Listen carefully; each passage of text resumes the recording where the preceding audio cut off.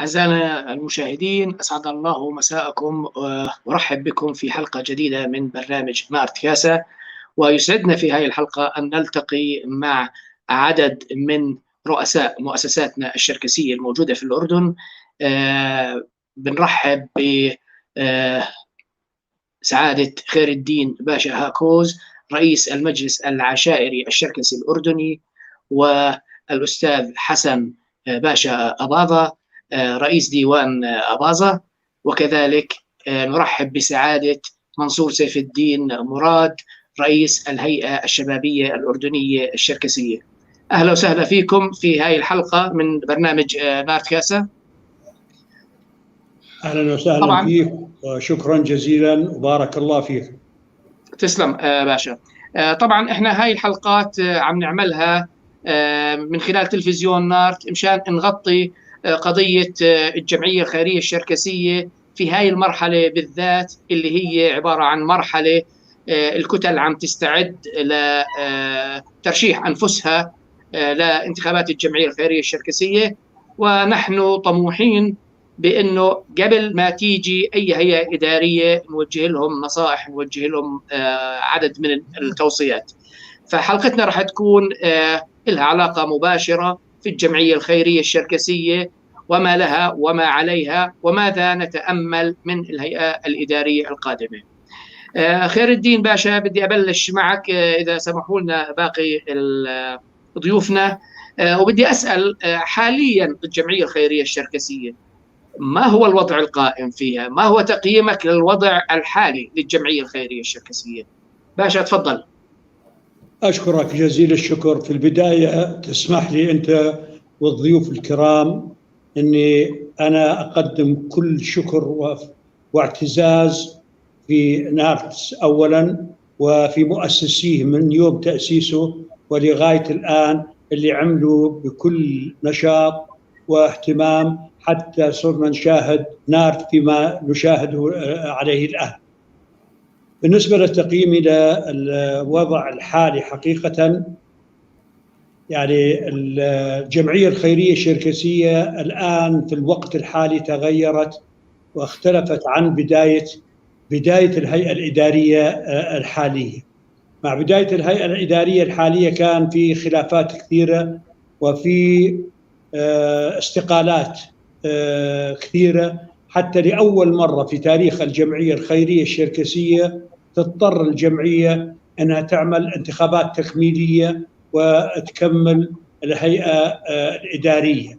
هذه النقطة ما حصلت في تاريخ جمعيتنا في السنوات السابقة كلها، لكن هذه المرة صار في خلافات. أنا بعزي هذه الخلافات حقيقة الاستعدادات اللي كانت للانتخابات السابقة والمرشحين اللي نزلوا للانتخابات ما كان في بيناتهم التفاهم المطلوب. لكن الآن الوضع الحالي وتعاون اللجان مع الهيئة الإدارية أيضا بدت الجمعية تعود لسابق عهدها بتعاون الهيئة الإدارية مع اللجان، والوضع الحالي يبشر بالخير إن شاء الله تعالى، علما بأن معظم الوقت راح في الخلافات، لكن الفترة الباقية المتبقية هاي إن شاء الله تعالى إنهم بينتقلوا للمرحلة القادمة، للانتخابات القادمة تكون ناجحة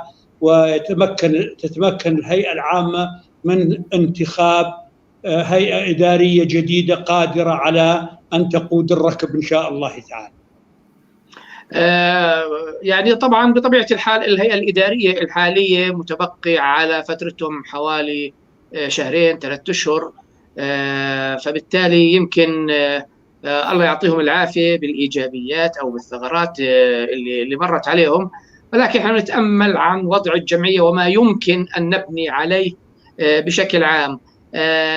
حسن باشا، ما رأيك في تقييمك لوضع الجمعية الخيرية الشركسية في المرحلة اللي احنا وصلنا فيها، ومش بس كناتج عن الهيئة الإدارية الحالية، كناتج عام بشكل عام الجمعية الشركسية وموقعها اليوم؟ هل احنا طموحاتنا تلبيها في الوضع الحالي؟ تفضل باشا. الله يمسيكم بالخير جميعا، وشكرا لك أخ باسل، وشكرا لقناة مارت اللي أعطتنا هاي الفرصة أنه نعبر عن رأينا إحنا كأعضاء هيئة عامة بالجمعية الخيرية الشركسية. حقيقة أنا كحسن أباضة أو كعضو بالهيئة العامة غير راضي عن دور الجمعية الشركسية خلال الفترتين السابقات. يعني مش بس هاي اللجنة، أيضا اللجنة الإدارية السابقة، لأنه إذا حقيقة بنقيم عمل اللجنتين لغاية الآن ما أضافوا شيء جديد على ما كنا عليه سابقا. يعني معظم الشغلات اللي كنا نطمح أنه نصلها أو نحققها ما تحقق منها شيء. قد يكون هناك أسباب، يعني بعض الناس قد يحكي أنه كورونا وغير كورونا، هذا مضبوط، يعني واحد من الأسباب. لكن حقيقة الانقسام اللي شفناه باللجان السابقة التنتين، الهيئات الإدارية التنتين، كان مؤشر واضح أنه ما راح يقدروا يحققوا شيء، لأنه إذا ما كان في تفاهم، ما في تناغم بين أعمال الهيئة الإدارية بشكل عام، من الصعب جدا أنك تصل لنتيجة وتحقق الأهداف اللي أنت حاطها. أشكرك سعادة منصور سيف الدين مراد، وأنت خبير في موضوع الانتخابات بشكل عام على مستوى المملكة. أنت خبير ومطلع على الأعمال الشبابية والأعمال الاجتماعية، فما رأيك على وضع الجمعية الخيرية الشركسية؟ هل هو مطمئن؟ تفضل سعادتك. بسم الله الرحمن الرحيم. في الحقيقة أنا أيضا بدوري وباسم الهيئة الإدارية للهيئة الشبابية بنحيي نارت وبنحيي هاي البرامج المهمة. بالنسبة لسؤالك أخي باسل، يعني أصل الموضوع يعود إلى دور الهيئة العامة المعطل والمغيب. وحقيقة دور الهيئة العامة المغيب البعيد عن المتابعة وعن العمليات التطوعية وعن المساءلة والمراقبة، وهاي يعني من حق الهيئة العامة. الهيئة العامة هي السلطة القادرة على محاسبة أي هيئة إدارية. فهذا الدور المغيب عن قضايا مهمة، قضايا مالية، قضايا إدارية، قضايا تطوعية. يعني برنامج الهيئة الإدارية اللي تراجع وتعرض لأزمات، الهيئة العامة كان دورها غير فاعل في حث الهيئة الإدارية ووضعهم وتحت المسؤولية. يعني حقيقة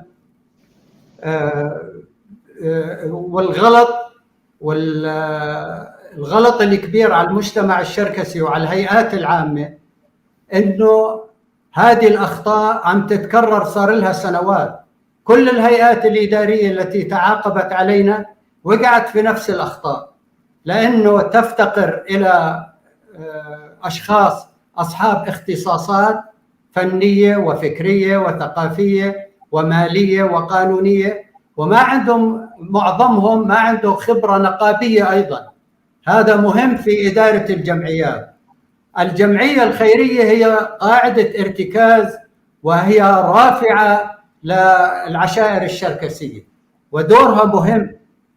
فغياب الرقابة زائد التوجه للانتخابات أخذت طابع عشائري، طابع شخصي. الشخصنة لعبت فيها دور، الصداقة لعبت فيها دور، والنسب والقرايب. يعني لساتنا على عقلية بعض العوائل الكبيرة، كل عائلة ترى من حقها حجز مقعد إلها، صاحب اختصاصي أو مش صاحب اختصاصي، ناسين إنه هاي الجمعية هي رافعة للعشائر الشركسية ومهمة جدا. يعني إذا هذا يعني كمان سبب آخر، إنه الفريق اللي نزل ورشح حاله وقدم حاله للمجتمع الشركسي حامل برنامج، لأنه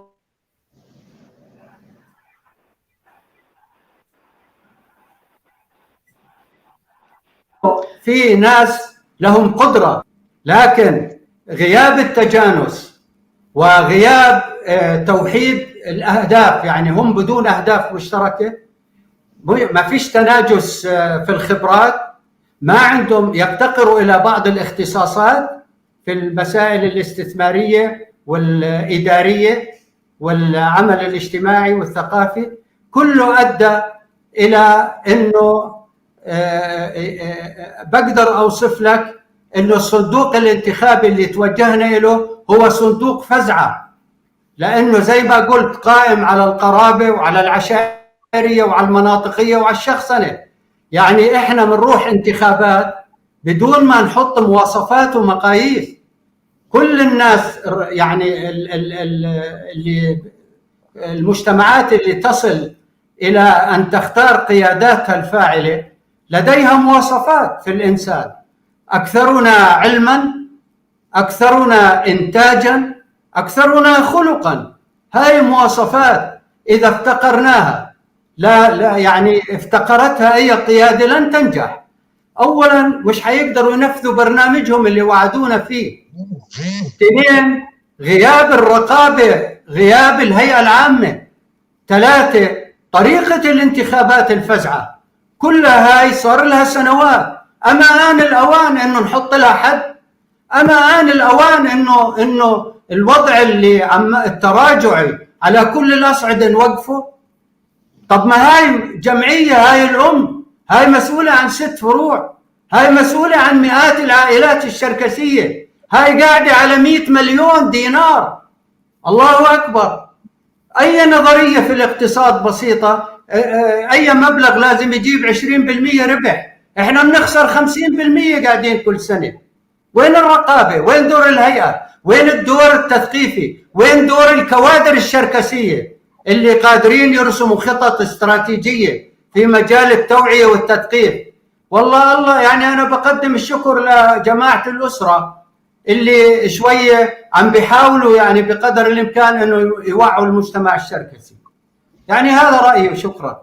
أشكرك خير الدين باشا. يعني إحنا بدنا نحاول أنه نضع إيدينا على الجرح. يعني لا شك بأنه عندنا هيئتين إداريات صار فيها تعطيل، صار فيها خلل فيما يتعلق في الاستقالات. فيعني الطموح تبعنا اللي بدنا إياه من خلال الجمعية الخيرية الشركسية بمقدراتها الموجودة باهتماماتها، زي ما تفضل كمان منصور سيف الدين مراد. يعني إحنا عندنا خلل معين موجود بدنا نحاول إنه نصلحه. برأيك ما هو يعني إيش هو السبب اللي عم بيخلي في استقالات بالهيئات الإدارية؟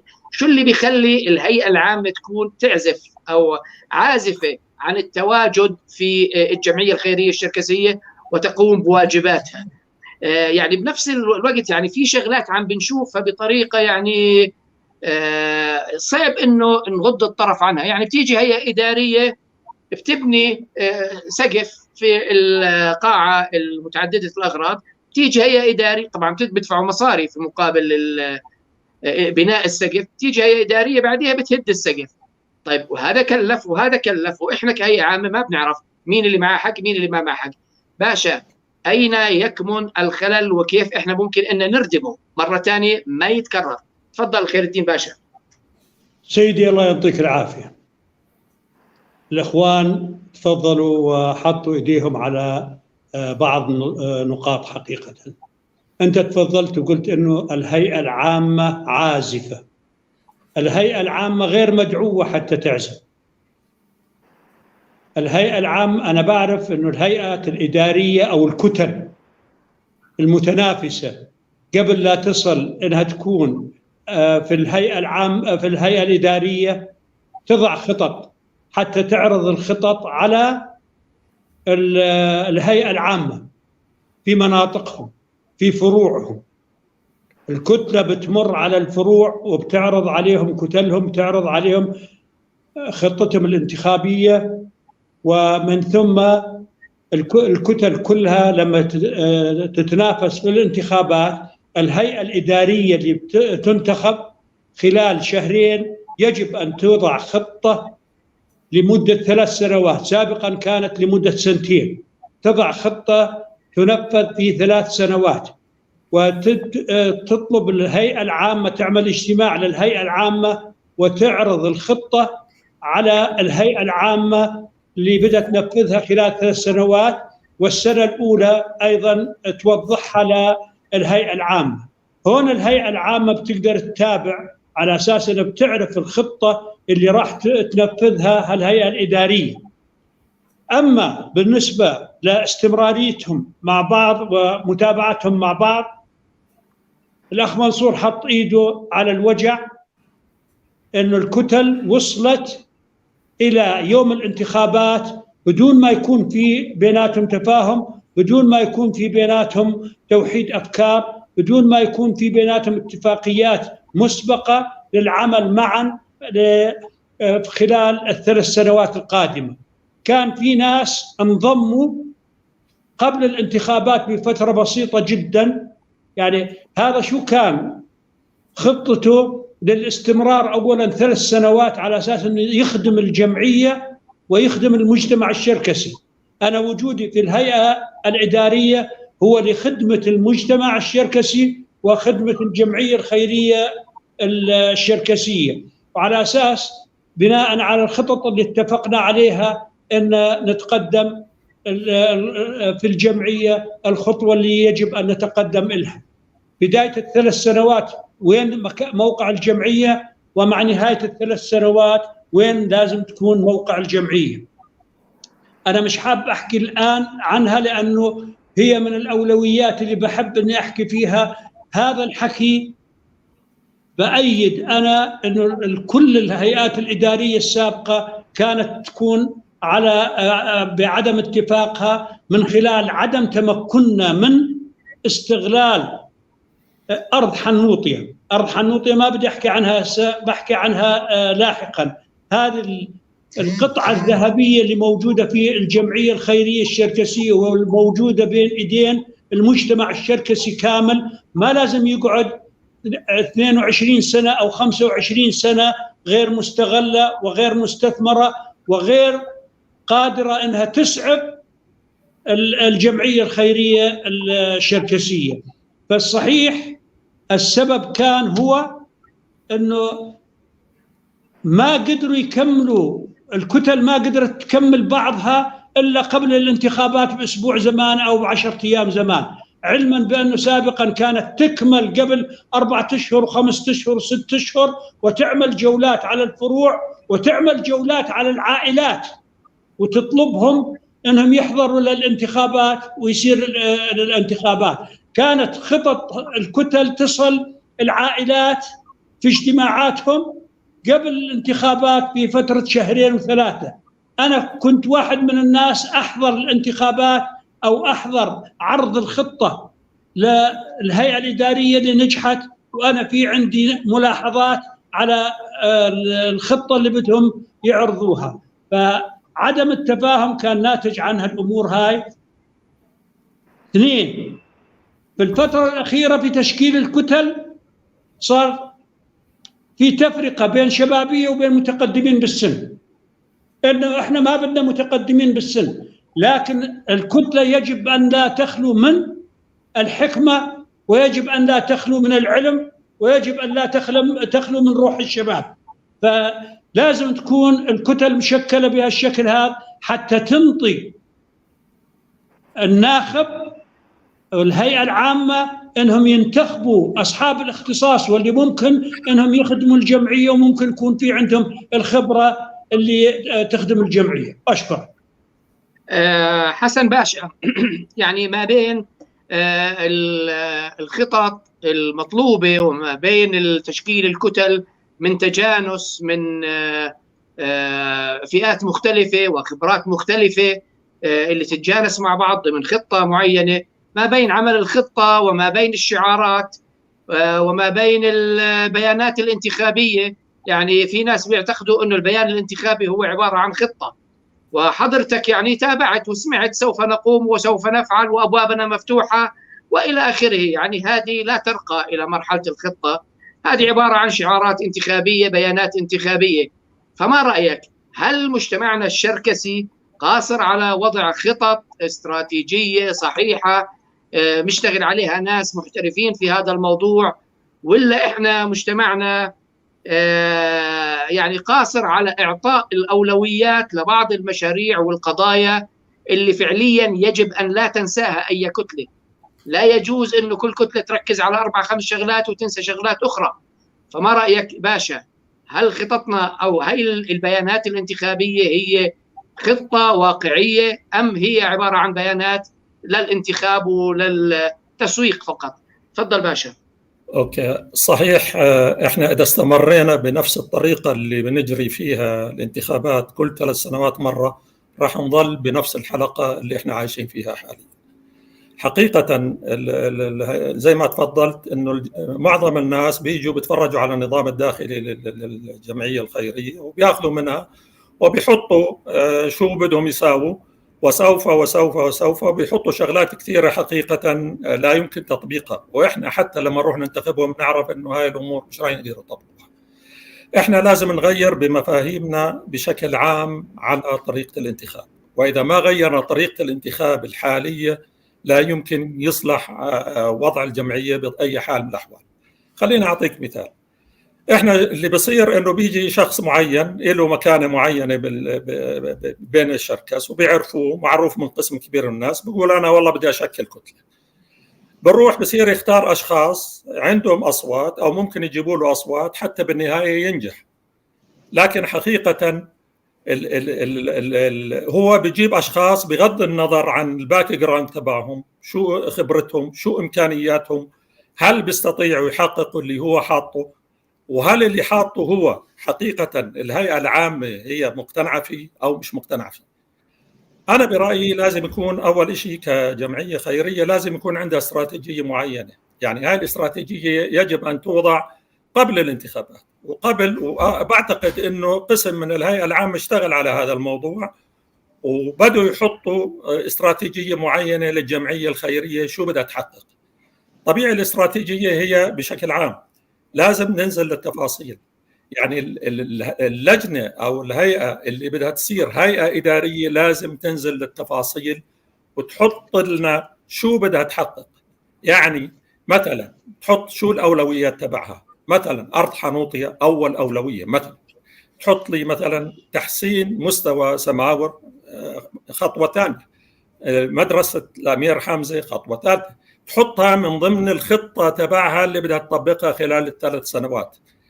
وبعدين تبدأ تختار الأشخاص أو رئيس اللجنة أو الهيئة اللي بده ينزل يختار الأشخاص بناء على مقدرتهم، مش بناء على هو من وين هو ولمين تابع ومين اللي عنده أصوات ومين اللي ما عنده أصوات. لأنه إذا استمرينا بهذا الموضوع راح نختار ناس ما عندهم القدرة ولا الإمكانية إنهم يقدروا يحققوا الأهداف اللي طلع فيها رئيس اللجنة أو رئيس المجموعة. بالتالي لابد من وضع أول شيء استراتيجية عامة للهيئة للجمعية الشركسية بشكل عام، ويلتزم فيه كل الهيئات كل الجمعيات الأخرى اللي تابعة للجمعية بما فيها الجمعيات اللي تحت مظلة الجمعية بما فيها ديوان أباضة أو أي جهة أخرى. الشيء الثاني إنه لازم نحط شو هي السبيسيفيك اوبجكتيف، شو هي الأهداف اللي بدها تحققها هاي الهيئة خلال ال3 سنوات، وتحطها بشكل واضح صريح، ما في يعني 1 2 3 4 10 20 قد ما هم بيقدروا يحققوا. وبعدها يتم انتخاب الأشخاص اللي بده يكونوا أعضاء بالهيئة الإدارية بناء على شو بدنا نحقق. مثلا الاستثمار بده ناس بيعرفوا بالاستثمار، مثلا مطبخ سماور بده ناس بيعرفوا بالفندقة وبأعمال الفندقة.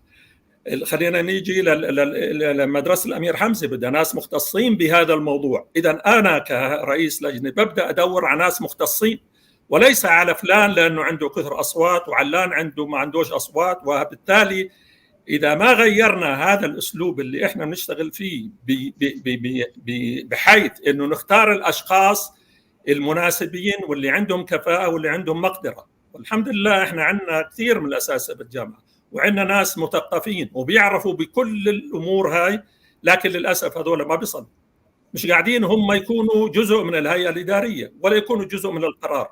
وحتى لما حاولنا احنا كهيئه عامه نتدخل في بعض الاشكالات اللي واجهتها الهيئه الاداريه، طبيعي فشلنا، وانت بتعرف.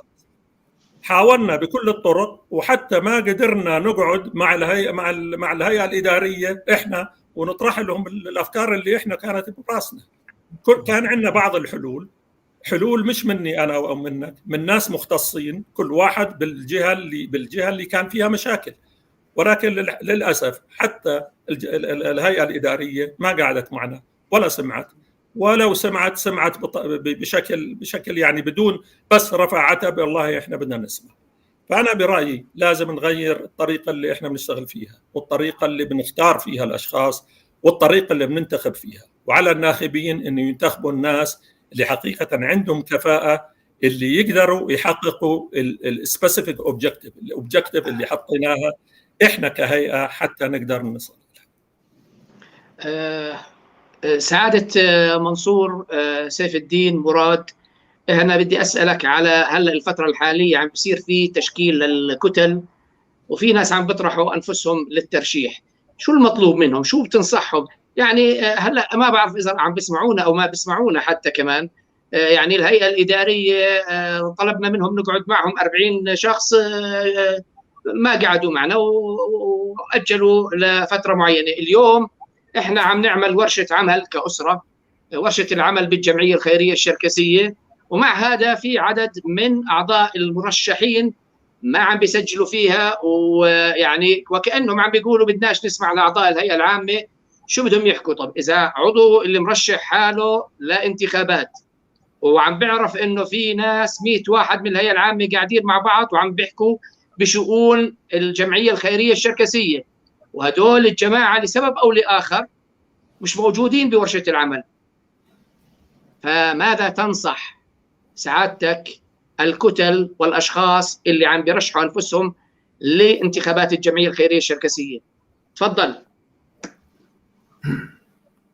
أخي العزيز، في الحقيقة طريقة تشكيل الكتل لغاية الآن تشكلت كتلة، وهناك كتلة أخرى راح تكتمل إن شاء الله، وفي مستقلين يمكن، لكن اللي عمالنا نلاحظه إنه نفس الطريقة الكلاسيكية، يعني عم بنطرح رئيس، في إنسان عم بيعتبر حاله هو رئيس كتلة، بيبدأ ينظم الكتلة، بمر بيتصل في 40-50 بين ذكور وإناث لما يلاقي له 15 واحد، وبصير يركب تركيب نفس الخطط ونفس التركيبة اللي مرت علينا بكل الهيئات الإدارية التي تعاقبت علينا. كتل كلها ناس محترمين، وأنبل إشي في الإنسان قمة النبالة هو العمل التطوعي لخدمة الإنسان، أخوه الإنسان، هذا لا نختلف عليه. ناس قلبهم طيب، اتجرأوا، يمتلكوا الجراءة برغم المصاعب اللي تحيط في الجمعية الخيرية وفي المجتمع الشركسي المأزوم. رغم ذلك استعد وتقدم، لكن المسألة هاي لا تكتفي. اللي احنا كنا نقول عنه وكنا ننصح فيه والنادي فيه هو يعني الاستعداد لعملية جراحية لهذه الهيئة، للجمعية الخيرية الشركسية وفروعها، إعادة رفعها، إعادة تفعيلها. هل الناس استعدت؟ هل هناك مجموعة من أخواننا وأهلنا أخذوا منذ سنوات أو منذ بداية الأزمة مشكلة أرض حنوطية، وقبلها مشكلة الأملاك اللي كان المستأجر يدور على الجمعية الخيرية عشان يدفع الأجار ما يلاقيهمش؟ هاي المسائل القديمة المالية، سوء الإدارة، سوء التخطيط، الضعف، حجم الاستقالات، كلها ما نبهت الكادر الشركسي في أنه يبدأ مبكرا في التخطيط وفي الاستعداد بعد ما يحط ايده على المشاكل الاستراتيجية. يعني الاستثمار عصب من عصب الجمعية، ثم الإدارة الناجحة، ثم الخبرات، ثم التخصصات. هاي ما عم بيشتغلوها للآن، ما اشتغلوها مع احترامي لهم، يعني نزلوا الله ينجحهم، لكن أنا بعتقد بهذا الأسلوب بهاي الطريقة ما حيقدروا ينتجوا، مش لأنهم ضعاف، لأنه الأسلوب، لأنه ما في ربط بين السبب والعلة. أنا لما بدي أعالج وأحط خطط بدي أكون عارف بدقة الواقع المعيشي اللي أنا فيه، واقع المجتمع، الاستراتيجيات في المجتمع، المطالب الأساسية في المجتمع، وبناء عليه أخطط. مثل اللي بده يعمل مشروع اقتصادي بده جدوى اقتصادية، يعرف طبيعة المنطقة، حجم الأغنياء، حجم الفقراء، عددها، كثافة السكانية، المناخ، شبكات الطرق، هاي كلها ضرورية لإنجاح أي مخطط استثماري اقتصادي. طيب احنا بدنا نخطط لعشيرة، لعشائر الشركس، هذه الرافعة إلنا من، يعني هاي واحدة. تنتين، هناك مجموعة خيرة من أبنائنا الشراكسة أصحاب الاختصاصات قبل 2 و3 و4 و10 وهم قدموا لعدة هيئات إدارية دراسات استراتيجية وخطط استراتيجية ولم يؤخذ فيها. الهيئات الإدارية تقدم، بعض الهيئات الإدارية في السابق قدمت لهم خطط وتقدمت لهم مشاريع تنموية واستثمارية لنهضة، إعادة نهوض للجمعية، لكن انحطت بالدرج، لأنه بصراحة الهيئات الإدارية ما أخذت بعين الاعتبار، ثم ما في مين يراقبها ويحاسبها ويتابعها، ثم ما في تجانس بيناتهم، وهنا صارت الاستقالات.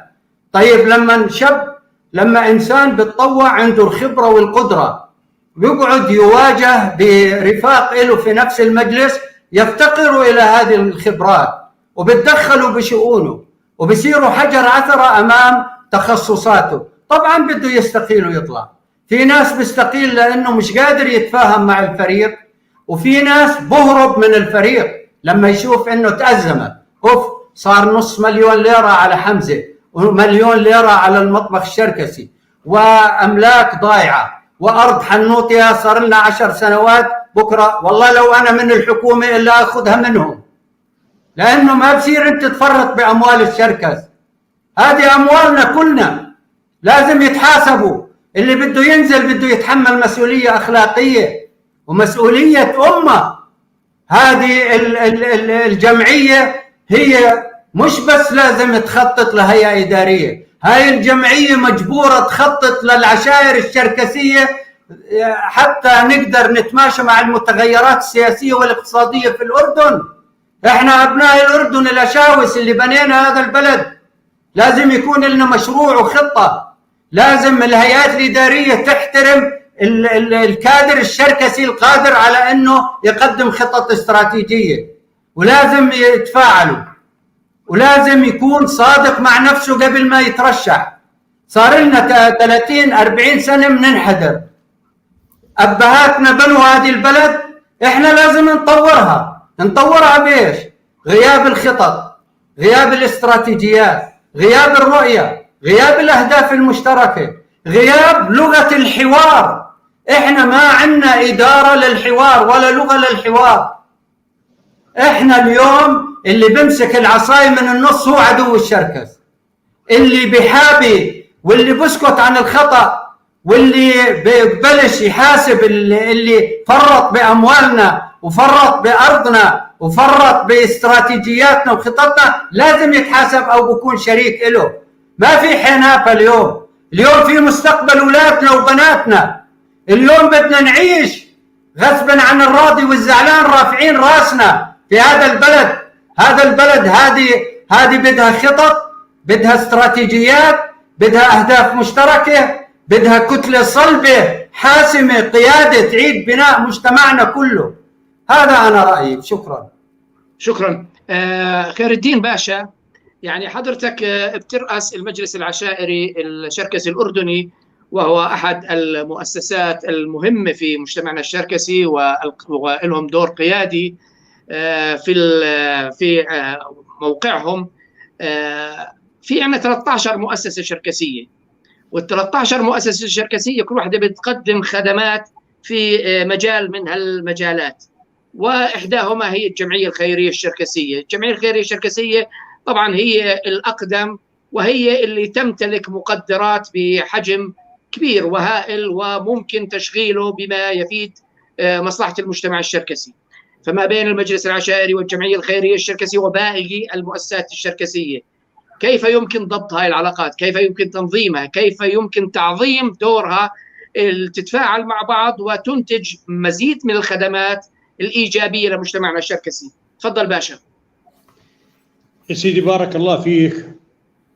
احنا الكل مننا بيعرف انه الجمعية الخيرية الشركسية هي المؤسسة الأولى اللي شكلها آبائنا وأجدادنا، وكانوا يعتمدوا عليها في الأعمال الاجتماعية والأعمال الرياضية والأعمال الثقافية، وكل الأمور كانت في الجمعية الخيرية الشركسية. بدأ ينبثق من الجمعية الخيرية الشركسية أول مؤسسة رياضية انبثقت من الجمعية الخيرية الشركسية، ومن ثم تبعها المؤسسة الثانية اللي هي مؤسسة ثقافية اللي هي نادي الجيل، نادي الأهلي بداية، ومن ثم نادي الجيل، ومن حتى تأسيس أول لجنة عشائرية كانت كلجنة داخل الجمعية وليست كمجلس عشائري منفصل لحال.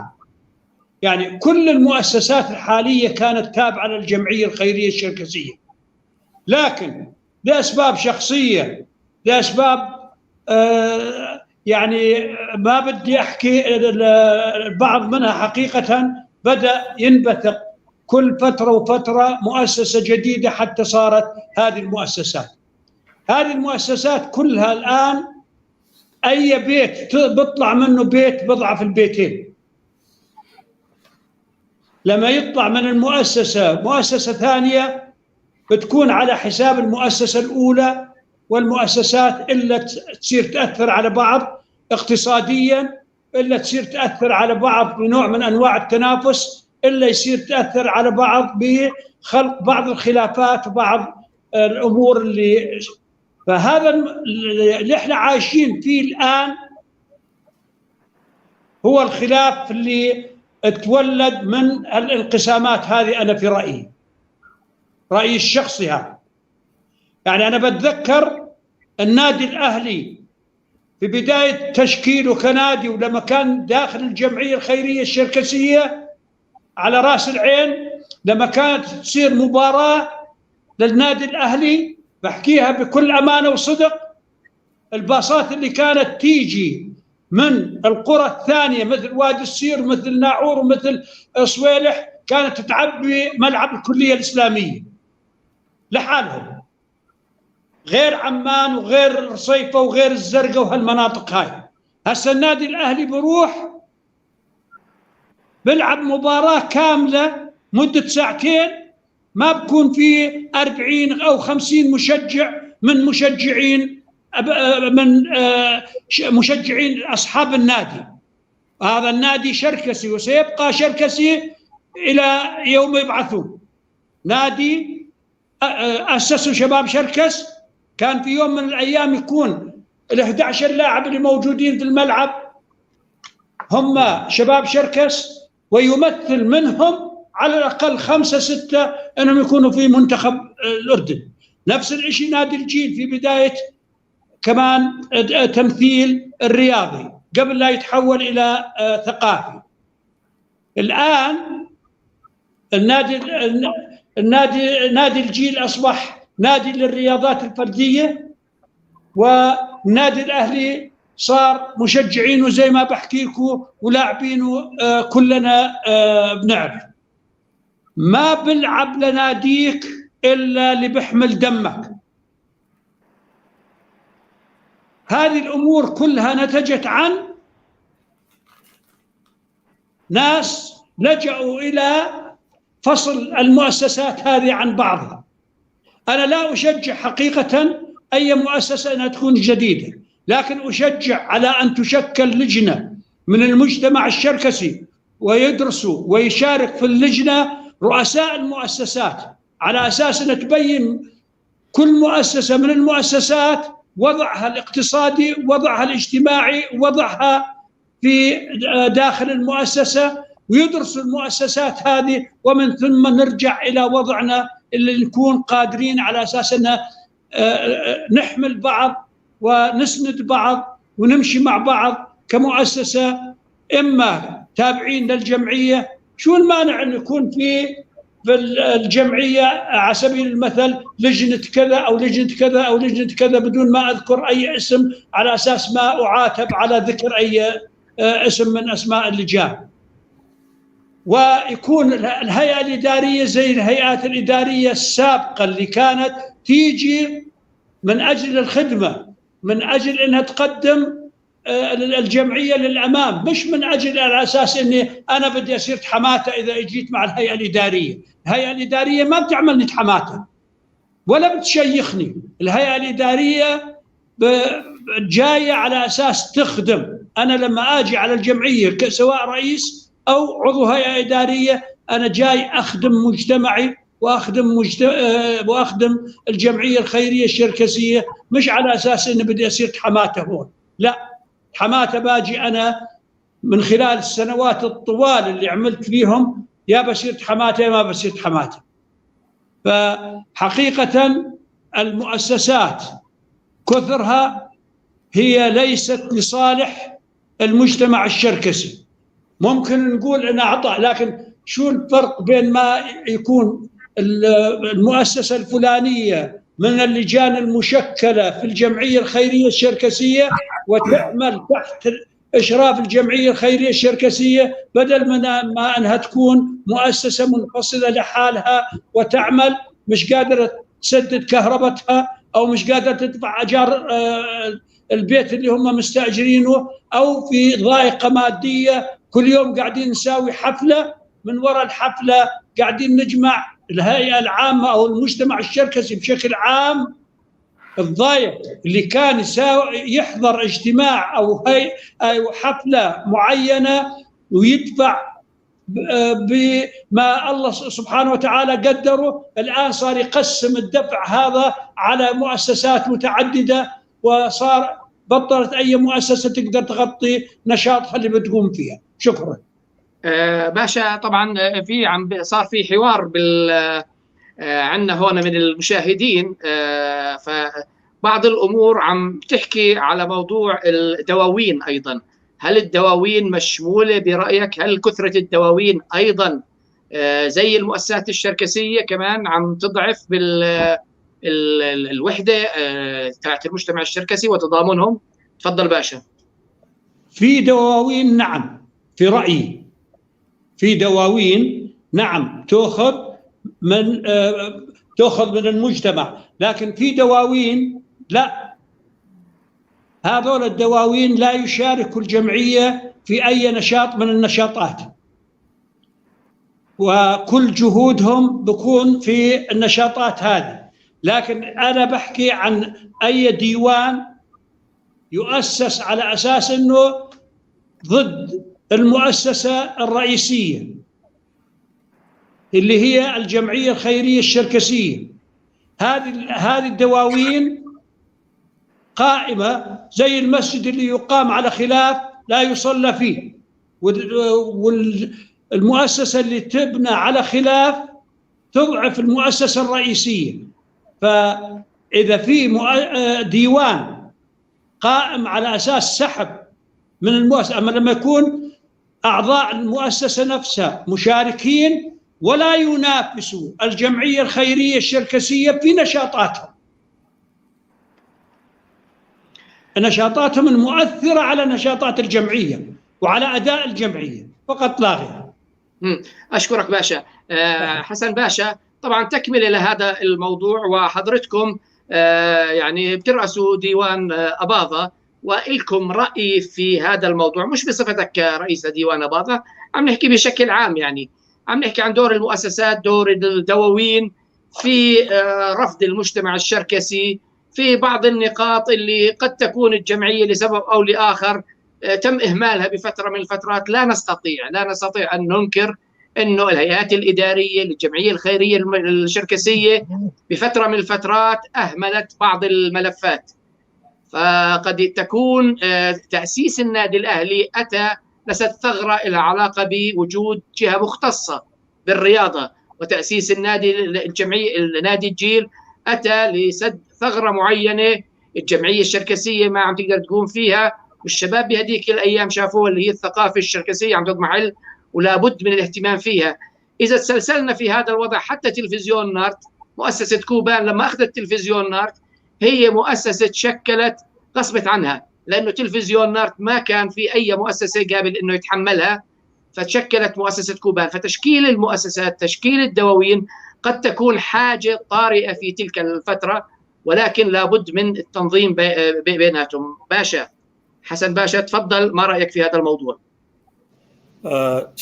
أول شيء لازم نتفق على شيء واحد: جميع هاي الجمعيات أو الدواوين بغض النظر شو ما كان مسماها لازم تكون تحت مظلة الجمعية الخيرية الشركسية. يعني بمعنى آخر هي جزء مكمل لعمل الجمعية الخيرية الشركسية.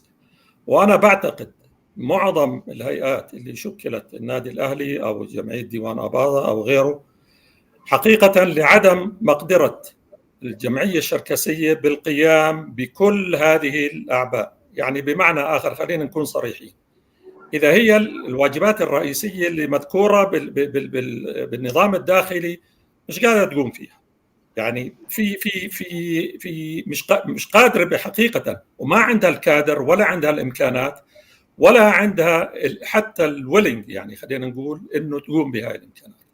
هذا اللي دعا بعض الأخوة أو بعض الجهات إنها تعمل جمعيات أخرى أو شغلات منفردة حتى تقوم بواجب معين تجاه العائلة تبعهم أو الجهة اللي هم بينتموا إليها.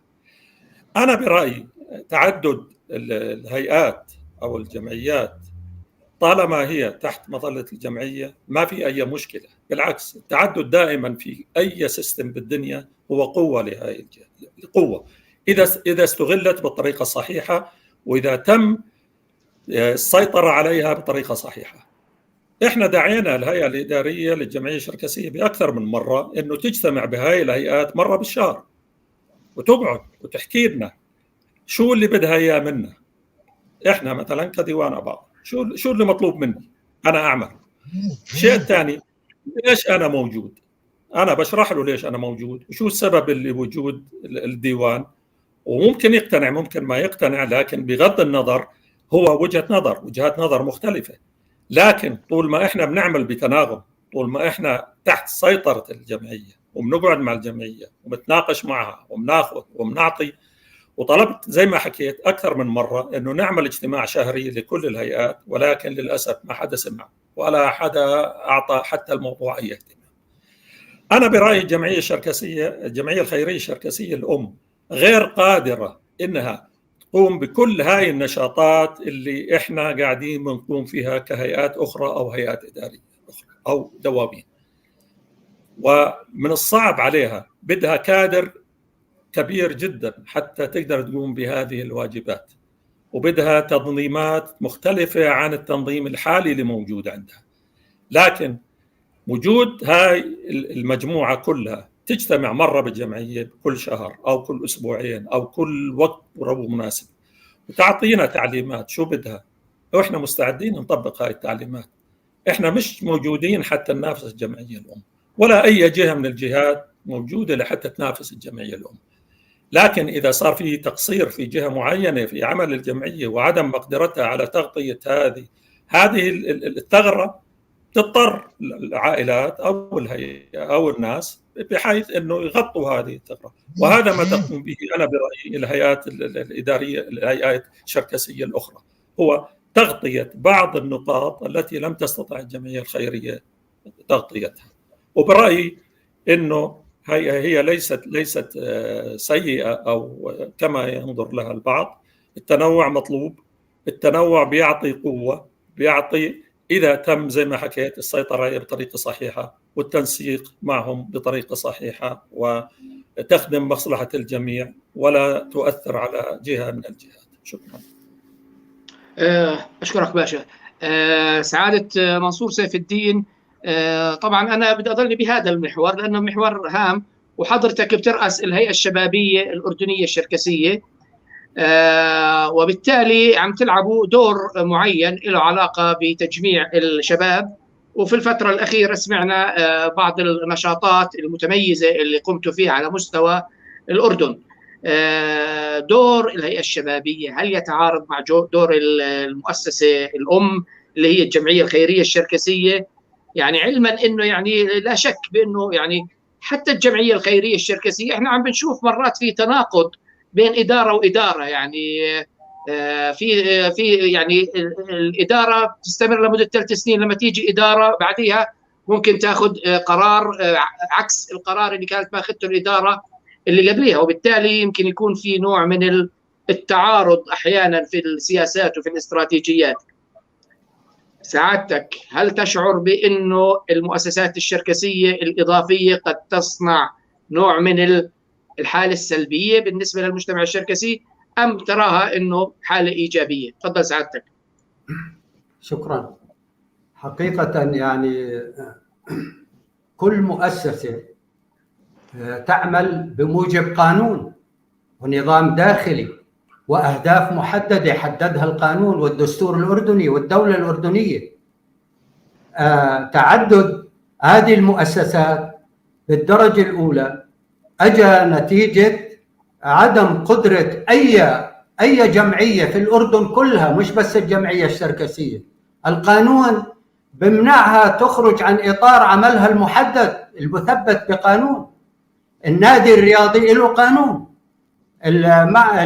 الاتحادات الطلابية والشبابية لها قانون، الهيئة الشبابية الأردنية لها قانون وأهداف لا تستطيع مؤسسة أخرى. يعني إحنا ممكن نطلع بيان وطني، ننخرط بالانتخابات، نفتح مقراتنا للانتخابات، باقي الجمعية ممنوع، النادي ممنوع، وهكذا. إذن الدولة المركزية، حتى الدولة المركزية تستند على مؤسسات، كل مؤسسة لها أهداف لا تستطيع مؤسسة ثانية أنها تقوم فيها. هذا شيء طبيعي، وأنا بستغرب هذا زائد التنوع زي ما حكى أخوي الباشا حسن أباظ. هذا التنوع مطلوب. اليوم الدول المركزية تستند على مؤسسات، والدول المركزية الأخرى بطلت دول مركزية، صارت دول لا مركزية، حتى تعطي للتنوع وتعطي لكل مؤسسة حيز وإبداع في أهدافها، والقانون بموجب القانون. طيب، لما بالنسبة للتنسيق، احنا بالهيئة الشبابية أول مؤسسة لبينا النداء لما رئيس الهيئة الإدارية للجمعية المرحوم سمير قردن، معالي سمير قردن، قال طالب بوحدة يعني تنسيق وتعاون لكل المؤسسات، وأرسل لنا كتاب. احنا من أوائل المؤسسات اللي طبقناه، لأنه من أهدافنا أنه نتعاون مع الجمعية الأم وننسق معها ونتعاون معها وندعمها وتدعمنا، حتى ينعكس هذا العمل على المجتمع الشركسي. طيب، احنا نفذنا في عز الأزمة المرض والوباء اللي ضرب، الجائحة اللي ضربت الأردن، ولما تعطلت آلاف المؤسسات، احنا اشتغلنا من باب الواجب، واجب خدمة أبناء عشيرتنا، وزجينا بالشباب وانحبس ناس منهم لأنه كان ممنوع التجول. سيارتي مشت 8000 كيلومتر داخل العاصمة بمدة 4 شهور في بداية الأزمة لما كانت الأحكام العرفية مفعلة. 6 مرات دعمنا لجنة التكافل والجمعية الخيرية بمواد عينية وتبرعات غذائية وأدوية وملابس وأموال، وكل فرع من فروع الأردن وصلنا له ما يريد، يعني بموجب كتب انا فرع جرش عندي هالقد عائله بدي هيك، كنا نودي له، احنا نودي له بسياراتنا سويلح، ناعور، وادي السير. نحن مع التنسيق والتعاون، لكن مش انه مجرد ترف والله نسقت مره وانقطع عنك سنه وسنتين. عندما تريد الجمعيه ان توحد المؤسسات تحت مظلتها، عليها ان تمتلك الكادر والخبره والاموال وكل شيء حتى نستطيع. لكن في غياب القدره هاي، كل الشكر للدواوين وكل الشكر للمؤسسات شريطه انها تعمل في مكانها. هناك في مؤسسات تخطئ. النادي الاهلي ابوي واحد من مؤسسينه، وكل الشركس في الاردن وكل سكان الاردن بيعرف شو قدم للنادي الاهلي، وهذا واجب، هذا واجبنا. لكن لما هذا النادي كان في قانون ومش عماله يتطور قبل 50 سنه محطوط مش قابل يتطور، ما بيخلي من 100,000 شركسي الا 400 عضو ولا 500 عضو، وبقعد العضو الشركسي 5 سنين لما يصير عضو عامل. وين؟ ما هو بيكبر وبنخسر كفاءاته وبنخسر قدراته. الشاب كله كفاءة وقدرة. شوف النوادي الأخرى، نادي الفيصل، نادي الوحدات فيه 14,000 عضو بدفعوا اشتراكات. من ال 14,000 خرج مئات من الخامات والقدرات الفنية والفكرية والثقافية والرياضية. النادي الأهلي إيش خرج؟ مع احترامي له، احنا مستعدين نحط دمنا فداء، لكن ديون وتراجع ومش فاتح الباب للشباب الشركس الفرق الفاعلة فيه من برا العشيرة، وبحط 400,000 و500,000 على فريق، وبالنهاية بتراجع الفريق وبروح هباء منثورا. هاي وين المدرسة؟ النادي لازم يكون مدرسة يؤهل فيها قيادات شابة شركسية، قيادات في بعدها القومي والثقافي، تعزيز الهوية الوطنية، دوره اكتشاف هوياته، تعليمه، تدريبه، الصرف عليه. احنا بصراحة لما نحكي عن التنسيق ونحكي عن التعاون ونحكي عن المظلة، بدنا نوفر القدرات البشرية والمالية والخبرة. هذا كله مفقود. منيح منهم الشباب عندنا اللي في الشمال وفي الجنوب وفي الوسط، عملنا 110 فعالية في ظل أزمة الكورونا، في ظل تراجع المؤسسات. 110 فعالية، ما مدينا ايدنا على قرش ولا عملنا حفلات حتى نعمل تجارة، حتى نجيب فلوس ونشغل الناس. لا، بقدراتنا، بإخلاصنا، بقوميتنا، بعطفنا، بمحبتنا للعشيرة، تتآخينا احنا ومنظمات المجتمع المدني عشرات الفعاليات مع الأيتام، مع الفقراء، مع محاضرات للمخدرات، تثقيف السيدات، دورات تثقيفية، توقيع اتفاقيات مع عدة كليات مثل كلية القدس لنوفر أقساط، وعملنا بروتوكول نسجل شباب وبنات، واكثر من 25 شاب وبنت سجلناهم بنصف الاقساط. مع عده مؤسسات عملنا بروتوكولات، حاربنا البطاله، لمينا الشباب. هاي قدراتنا. ماذا استفدنا احنا من الجمعيات وفروعها؟ الاكثريه اداروا ظهرهم لنا. احنا بالنهايه نمثل الشباب بالقانون الاردني، ونمثل الشباب ببرامجنا وخططنا وبتعب الشباب وجهد الشباب. احنا بحاجه لكادر شركسي، بحاجه لصدر حنون، بحاجه لدعم معنوي واجتماعي ومادي. ليش؟ شو المهم؟ احنا طرحنا نظريه اكسب الطفل تكسب امه، اذا كسبت امه بتكسب الاسره. احنا قاعدين نشتغل حتى نصير طيف من أطياف الأردن محبوبين. اكسب قلوب الناس تكسب بنادقهم وسيوفهم. احنا قاعدين نشتغل لأيام صعبة جاية حتى مع المجتمع المدني، حتى نخلق تحالفات ونخلق سمعة طيبة للشركس. بنشتغل مع الأيتام ومع الفقراء ومع الشباب من أي لون كانوا، لكن هدفنا الشاب الشركسي. محور العملية البناء تبعنا الشاب الشركسي. هذا اللي تسلم. باشا خير الدين باشا. يعني أنا طبعا المؤسسات الشركسية يمكن هي إحدى النقاط اللي لابد من أنها تبحث بشكل جدي سلبياتها وإيجابياتها، وكيف ممكن أنه يعني نحاول أنه نعدل من هذه الموازنة، نزيد من الإيجابيات ونخفف من السلبيات إن وجدت. يعني المجلس العشائري مشكور فعليا أكثر من مرة السنة الماضية دعا المؤسسات الشركسية، رؤساء المؤسسات الشركسية للتعاون وللتباحث فيما بينها مشان يخففوا من وطأ السلبيات اللي ممكن قد تنتج أو سوء الفهم اللي ممكن قد ينتج. وهذه خطوة مباركة كانت من المجلس العشائري خلال الفترة الماضية.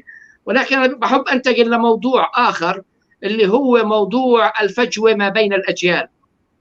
الفجوة ما بين الأجيال كثير عم نسمع، وحضرتك حكيت نوهت في بداية لقائنا عن وجود بعض التوجهات اللي بتقول إحنا بدنا الشباب والكبار بالعمر يعني وكأنه ما في فائدة منهم. ما رأيك الفجوة هاي اللي موجودة بين الشباب والكبار بالعمر كيف يمكن أن نردمها؟ كيف يمكن أن نقلل منها، علما بأنه أي مجتمع إذا فقد أي فئة من فئاته سيخسر؟ فكيف إحنا بدنا نسد الفجوات بين الأجيال وحتى مع السيدات اللي هم بشكلوا 50% من المجتمع الشركسي، إغلاق هاي الفجوات بين فئات المجتمع المختلفة كيف ممكن نعالجه؟ تفضل خير الدين باشا. سيدي إذا سمحت لي قبل لا أنتقل لسؤالك أعلق على نقطة السابقة. تفضل. أنا ما حكيت إنه هذه المؤسسات ما قاعدة تعمل وما قاعدة تقدم للمجتمع الشركسي شيء. أكيد صح. المجلس العشائري إذا بدي أعد الآن شو بيقدم الشيء كثير، لكن أنا بحكي شيء واحد اللي أشار إله أخونا أبو سيف. النادي الأهلي لما كان قريب في راس العين مع الجمعية الخيرية الشركسية، كيف كان عطاء وكيف كان إنتاج. لما انتقل للموقع الجديد وتحدد السقف للأعضاء وبدأ النادي يصير من نادي الشركس كلهم إلى نادي ل 160 أو 180 شخص، وتحدد في فترة من الفترات في إغلاق الباب أمام كل شباب الشركس، يا إما عضو بدخل، إذا مش عضو ما بدخل. نادي الجيل أيضا نفس الشيء، تحدد سقف النادي، وتحدد أيضا أن الدخول يجب أن يكون عضو، إذا مش عضو بده يمر على الباب وفي تحديدات معينة. هذه الأمور اللي خلت الشباب يشعروا في الفراغ. أنا ما بقول إنه المؤسسات هاي ما إلها أفضال، إلها أفضال كثيرة، لأنه لما صاروا الشباب على الشارع مش لاقي ناس يستقبلهم، لا الجمعية محتضنيتهم ولا النادي الأهلي محتضنهم ولا نادي الجيل محتضنهم. أصبح أي مؤسسة تشكل صار هو الحضن الدافع لها الشباب، ويروحوا على الشباب هذول ينطيهم العافية ويبارك فيهم. لكن أنا بقول ليش نلجأ لهالأمور هاي؟ ليش نخلق هالجو هذا لشبابنا؟ ليش النادي هذا نادي أسسوا الآباء والأجداد زي ما أسسوا الجمعية الخيرية؟ إذا مثل ما صار في أخطاء من الهيئات الإدارية اللي في الجمعية الخيرية الشركسية، أيضا صار هناك أخطاء في إدارات الأندية هذه ودفعت الشباب في التوجه هذا. إحنا ليش أنا بقول يجب أن يكون هناك لقاء تفاهم على أساس أن نرجع شبابنا إلنا. شبابنا في وقت من الأوقات ما بدي أحكيها كان الشارع الحضن الدافع لهم، للأسف الشديد. وبعض فروع الجمعية كانت الحضن الدافع لهم. الآن صار بده ولا ما بده بروح على المحل هذا على أساس أنه هذا الحضن الدافع للشباب. بدي أجي الآن إلى المؤسسات، على سؤالك للمؤسسات. المؤسسات، أنا لست عضوا في أي مؤسسة من المؤسسات الشركسية سوى الجمعية الخيرية الشركسية. أنا عضو فيها من 63 ورئيس لجنة رياضية بال64 وال65 في الجمعية الخيرية الشركسية في فرع وادي السير.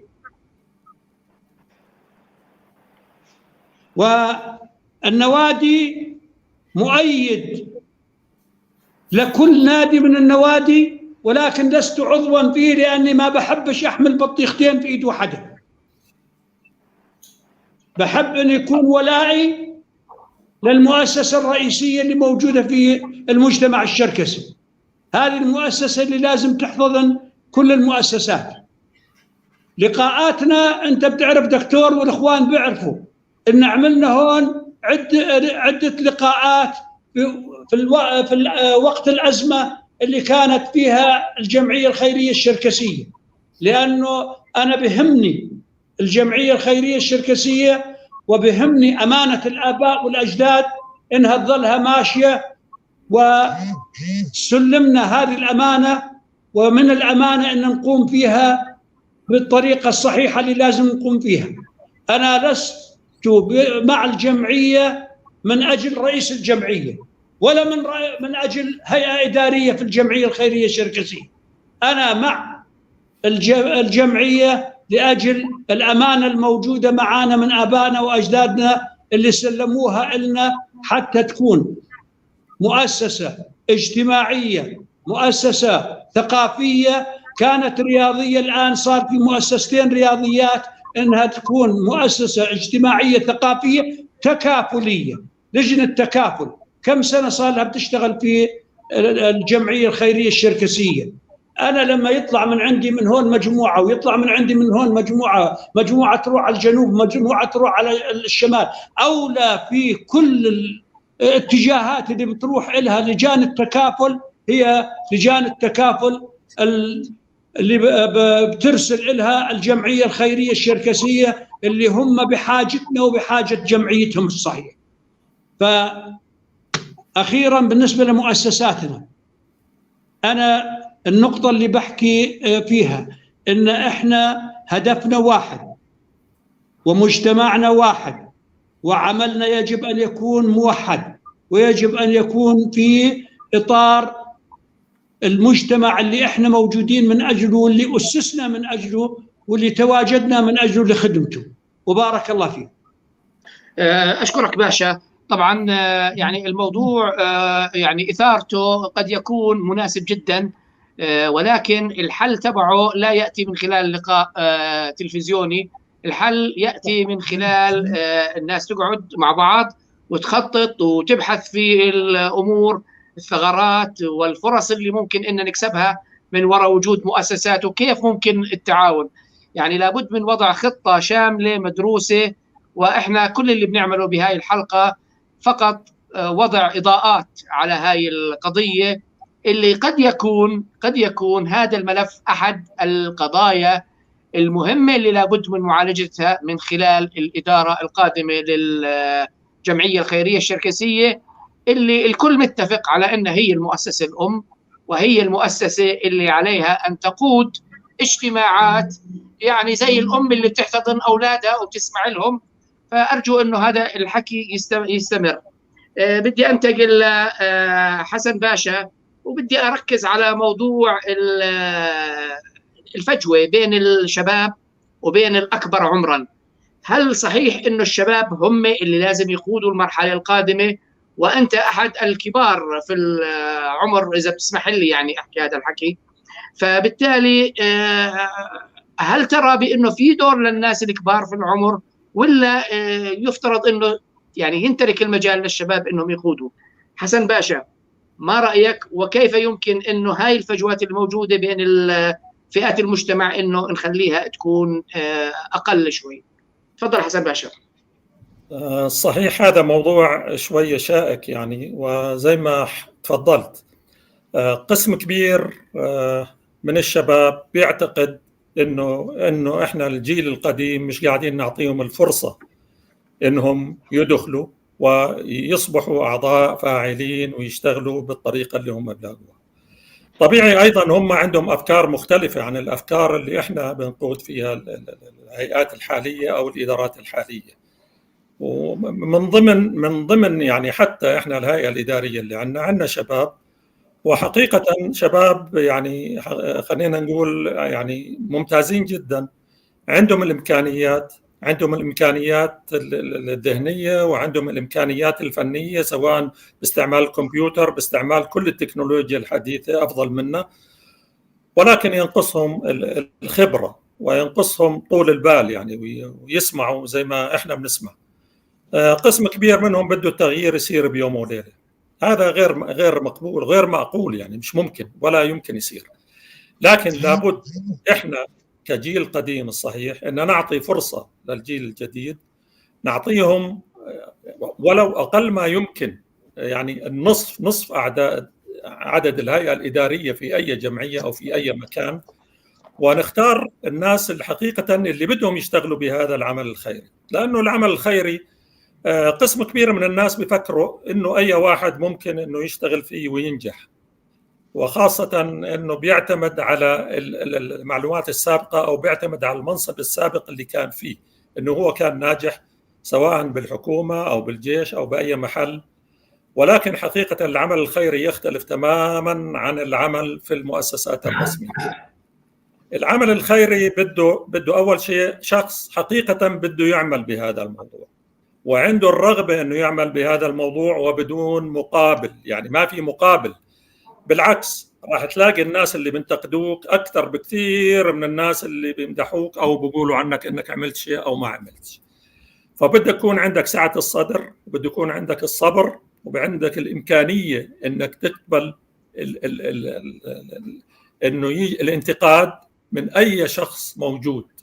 يعني بدك تسمع للصغير قبل الكبير، بدك تسمع للجميع، وطبيعي مش بالضرورة تأخذ برأيهم، لأنه بالنهاية أنت عندك هيئة إدارية وفي تصويت، وفي أي قرار بده يتخذه بده تأخذه الهيئة الإدارية بالأغلبية. لكن لابد من إشراك الشباب، لابد من دمجهم وإعطائهم الفرصة الكاملة إنهم يثبتوا أنفسهم. وهذا بيعتمد علينا إحنا كرجال كبار بالسن، يجب أن ننسحب شوي شوي ونبدأ نعطيهم، لأنه لا يمكن يصير عندهم خبرة إلا إذا دخلوا بهذا الموضوع، وإلا بدوا يشتغلوا بهذا الموضوع. وبحاجة هم حقيقة لتوجيه، بحاجة لنوع من يعني الإدارة، إنهم يتعلموا كيف إدارة الهيئات، كيف إدارة الأمور.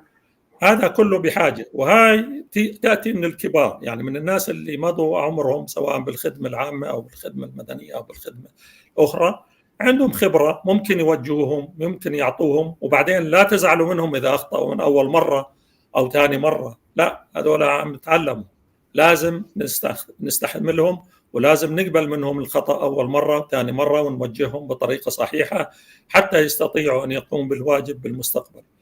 فحقيقة علينا دور كبير إحنا كناس كبار بالسن، إنه نبدأ ندخل الشباب في الجمعيات في كل الهيئات الإدارية، وأن نشجعهم ونساعدهم بالطرق الممكنة حتى يصبحوا هم القادة مستقبلا. شكرا. أشكرك. سعادة منصور سيف الدين مراد، يعني حضرتك يعني خبير بالعلاقات الدولية وخبير بالشؤون السياسة، خلينا نحكي، يعني حضرتك سياسي منذ نعومة أظفارك، يعني أنت بتتابع هذا الموضوع. طبعا موضوع القضايا السياسية بالنسبة للجمعية من ناحية النظام والقانون، الجمعية لا يحق لها أن تمارس العمل السياسي، ولكن في الواقع حسب المعطيات اللي عم بتصير، يعني في عنا يعني عم نلعب إحنا دور سياسي، شئنا أم أبينا، منذ أن تأسست الجمعية الخيرية الشركسية، وفي كان دور سياسي للجمعية الخيرية الشركسية. إحنا حاليا بفترة كل الحكومة كل الدولة بتقول لابد من إنه يا أردنيين تنخرطوا في العمل السياسي. الدولة بتشجع، الكل بيشجع على هذا الموضوع، جلالة الملك بيشجع على هذا الموضوع، فأصبح الدور السياسي دور لابد من الاهتمام فيه. ولكن عم نطلع على دور الجمعية الخيرية الشركسية، أحيانا بنشوف إنه البوصلة تائهة. أحيانا نحكي لا إحنا لنا علاقة، أحيانا نحكي لا ما لنا علاقة بالسياسة. أحيانا بنروح بنمثل الشركس بسوتشي واللي بتطلع عليه مجموعة من الناس كتأييد لروسيا، وأحيانا إحنا من الجمعية بنبعث كتاب للرئيس الروسي بوتين وبنوجه له يعني رسالة قد تكون فيها معاتبة، قد يرى فيها البعض الآخر إنه هذه ضد روسيا. أحيانا إحنا بنروح على أبخازيا وبنعمل لأبخازيا بالجمعية احتفال بيوم العيد الوطني، وفي المقابل أحيانا بيجي رئيس ثاني بيعزم السفير على الجمعية وبيشوفوه مجموعة من الناس إنه هذا مش هي السياسة تبعت الشركس. وين سياسة الجمعية الخيرية الشركسية؟ لماذا رئيس الجمعية الخيرية الشركسية وحوالي 2-3 هم اللي بيحملوا الملف السياسي للقضايا الشركسية من دون الرجوع لا لهيئة إدارية في معظم الأحوال، ومن دون الرجوع للهيئة العامة في معظم الأحوال؟ هل إحنا لابد من إنه نرسم وضع وخطة استراتيجية يلتزم فيها الرؤساء والإدارات، ولا نتخبط وكأنه إحنا قاعدين في قارب، مرة بنروح على اليمين برجعنا واحد تاني على الشمال، واحد بودينا لقدام واحد برجعنا لورا؟ هذا التناقض في سياساتنا هل يساعدنا أم يضعف من موقفنا في الشأن الدولي وفي شأن قضايانا ومسائلنا الشركسية؟ سعادة منصور سيف الدين مراد، ما رأيك وأنت سياسي مخضرم؟ تفضل. لو سمحت لي بس، فارق المهم هذا فارق السنوات بين الأجيال، بس أعرج دقيقة يعني أعرج دقيقة. لابد من إيجاد خطة للتوافق بين الأجيال حتى تكون مرتكزا مشتركا بين عمري 16 لغاية 60 عام. هذه الأعمار هي أعمار منتجة قادرة على تغيير الواقع إلى واقع أفضل. جذر هذه الخطة هو التعاون والتنسيق مع خبرات الكبار. يعني عندما الجديد يلد من رحم القديم لا يرفضه ولا ينقطع عنه. هاي حركة التاريخ، حركة الكون، هاي النظرية العلمية، إنه الجديد يلد من رحم القديم، ما بيصير فيه انقطاع ما بين القديم والجديد. إذن نحن هذه الخطة هي يضعها الحكماء كبار السن. لازم نعوض خطأنا، وأنا واحد من كبار السن. خطأنا اللي ارتكبناه سنوات بحق الشباب نعوضه بوضع خطط استراتيجية تعمل على دمج وتبين دور الشباب والاستفادة من خبرات الكبار. ويجب تركيز هذه الخطة على المرأة، لأنه المرأة عنصر مهم لبناء الأجيال وعنصر مهم بالتكوين الشركسي. لأنه هذه الخطة لازم تحرر الشباب من العقلية المحافظة اللي كبار السن زرعوها حتى أصبحت داخل جيناتنا. خوفوا الناس من العمل النقابي ومن العمل بالانخراط في المجتمع المدني والانفتاح على المجتمع بكل أطيافه السياسية والثقافية والاجتماعية والفنية والأخلاقية. امتنعوا عن العمل السياسي، والسياسة هي اليوم الدولة الأردنية تحث الشعب الأردني وعشائر الأردن بالاتجاه نحو العمل السياسي الحزبي، حتى لأن الحكومات القادمة التغيرات الدولية والكونية يعني لن يقودها قبائل ولا عشائر ولا شخصيات، اللي بدها تقودها برامج وأيديولوجيات وأشخاص منتمين مصالحهم مشتركة ضمن رؤية مشتركة وأهداف مشتركة، يشكلوا أحزاب ويدافعوا عن حقوقهم ومصالحهم. دور الجمعية زائد دور كبار السن زائد دور كوادرنا واختصاصيين في كل مجالات الحياة سياسية واقتصادية وثقافية واجتماعية، أن تضع هذه الخطة بسرعة حتى نربط فيها ما بين القديم والجديد، ونطوره حسب خبراتنا وحسب الخطة والبعد الاستراتيجي، حتى نستطيع أن ننقذ شبابنا ونستفيد من القدرات الهائلة. الشباب في كل دولة بالعالم إما بقودوك إلى الجنة أو بقودوك إلى الجحيم، لأن الشباب هم القدرة، هم الشجاعة، هم القيمة، هم المستقبل، هم القادة. طيب إحنا وين شبابنا؟ يعني الله يكون بعونهم، الله يكون بعونهم يا رب. أنا بطالب كل شركسي له ضمير حي إنه نعمل اتصالات، نخلق كتلة صلبة متخصصة، نصيغ هذا المشروع نفتح صدرنا وحضننا لهؤلاء الشباب. هدول أولادنا، هدول مستقبلنا. ما بصير التقصير يضل ماشي، ما بصير. اللي بده يمثل واللي بده يضرب ايده على صدره ويقول أنا ممثل وأنا حمادة وأنا زعيم وأنا رمز، بده يقدم ويشارك في مخطط استراتيجي حضاري نهضوي علمي يبين خارطة الطريق للشباب، خارطة الطريق للمجتمع الشركسي، حتى نستطيع نتطور زي باقي الطوائف، زي باقي المكونات الشعب الأردني. سابقيننا بكثير، سابقيننا. فأنا هذا البطالب فيه. لابد من مشروع، لابد من خلق كتلة شركسية صلبة ديدبانها القدرة على التخطيط الاستراتيجي لخلق أهداف سياسية واجتماعية واقتصادية تصبح هذه الأهداف تخدم مصالحنا المشتركة، تخدم مستقبل والشراكسة.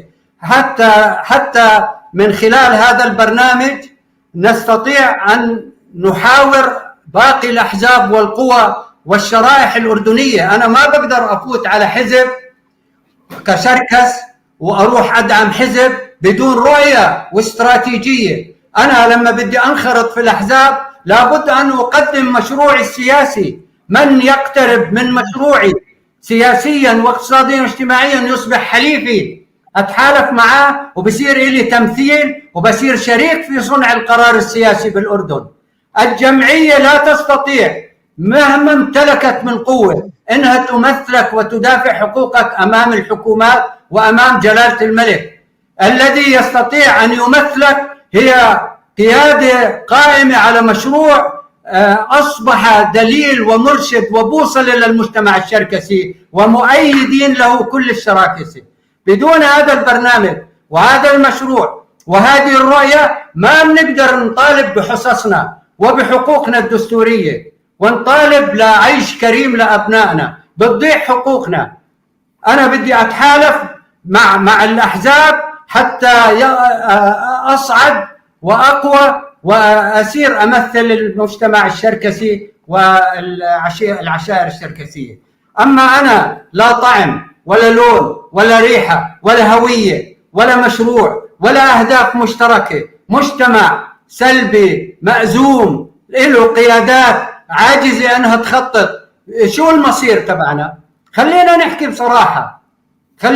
بصراحة. ما في شركسي حر إلا مستعد أن يقدم دمه في سبيل الشراكسي. كلنا مستعدين نضحي، بس على شو؟ ما بدنا برنامج الرؤية؟ الله عز وجل سلح نبينا محمد بالقرآن قانون سماوي، بوصلة قاد الأمة عليها. نحن إلنا مشروعين صرنا يعني حظنا كويس، في عندنا مشروع سماوي لكن ينقصنا مشروع بشري، مشروع نحن نصنعه وفقا لمصالحنا الحياتية، وفقا لمستقبلنا، ضمانة لقوتنا، دورنا وكرامتنا أمام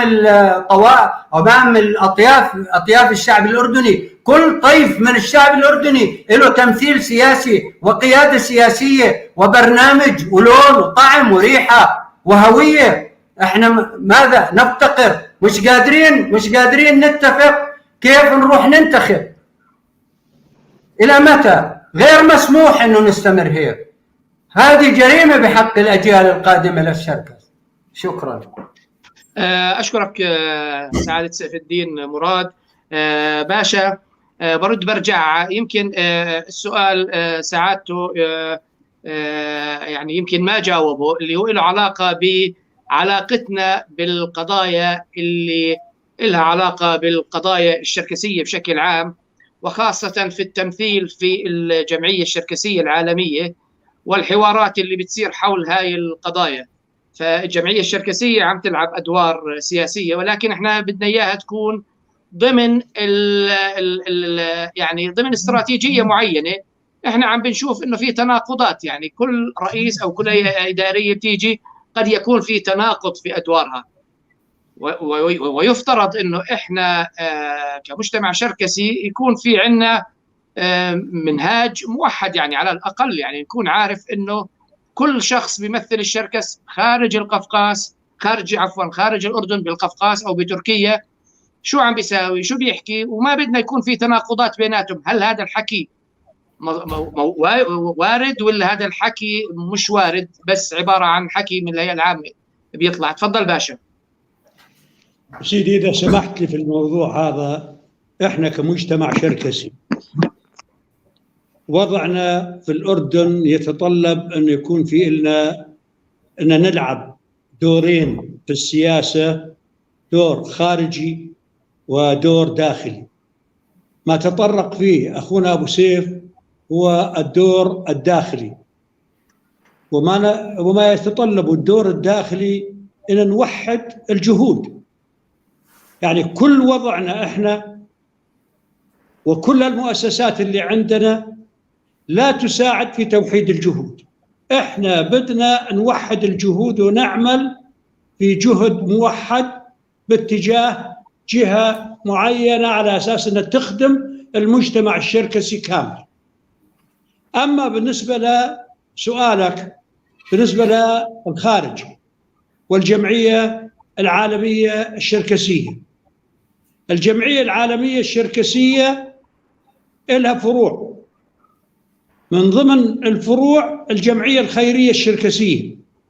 فارتباطها الجمعية الخيرية الشركسية مع الجمعية العالمية سواء كان توجه قومي أو كان توجه سياسي، السياسة اللي بتلعب فيها الجمعية العالمية هي عن طريق الجمعية الخيرية الشركسية.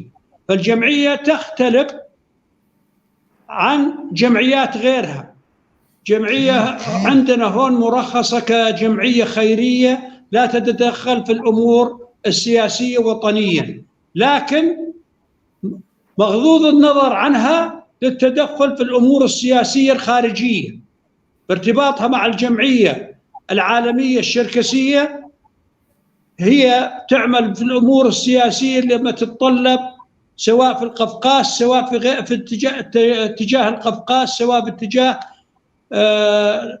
أي دولة ثانية مثل تركيا أو إلى آخره. الجمعية الخيرية الشركسية تلعب مع الجمعية المقابلة، سواء الجمعية الخيرية الشركسية في تركيا أو الجمعية العالمية أو فروعها في الجمهوريات الشركسية اللي موجودة في القفقاس الثلاث، الأديغية والقبرديه ومن ثم تشركيز. أما في الداخل زي ما تفضل أبو سيف يحتاج إلى توحيد جهود، ويحتاج إلى نعمل مع بعض وتحت سقف واحد. أما إذا رجعنا كما كان موضوع الكتل سابقا، أنه كل شخص يروح يتجه باتجاه كتلة، ونعمل مع زي ما كنا نعمل مع الأحزاب، زي ما كنا نعمل مع الكتل، فهذا ليس لصالح المجتمع الشركسي، لا في الانتخابات النيابية ولا في الوضع السياسي القائم الآن، المختلف كليا عن الوضع السياسي السابق اللي قاعد يتخطط له.